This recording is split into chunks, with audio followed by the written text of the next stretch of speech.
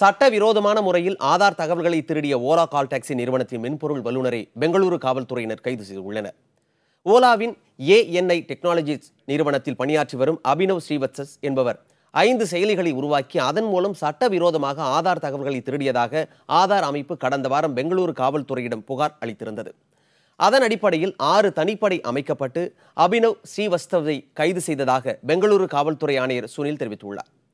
இந்த போலியான செயலிகள் மூலம் ஆதார் தகவல்களை திருடியதுடன் அதன் மூலம் விளம்பரங்கள் பெற்று 40,000 ரூபாய் வரை அவர் சம்பாதித்திருப்பதும் தெரிய வந்திருக்கிறது. கடந்த ஜனவரி மாதம் ஸ்ரீவத்சவ் அறிமுகம் செய்த இந்த போலி செயலிகள் இதுவரை 50,000 முறைக்கு மேல் தரவிறக்கம் செய்யப்பட்டுள்ளது. தேசிய தகவல் மையத்தின் சர்வரை ஹேக் செய்து தனது செயலிகளை கூகுள் பிளே ஸ்டோரில் பதிவிட்டிருந்த ஸ்ரீவத்சவ் கோரக்பூர் IITயில் பட்டப்படிப்பு முடித்தவர் என்பது குறிப்பிடத்தக்கது.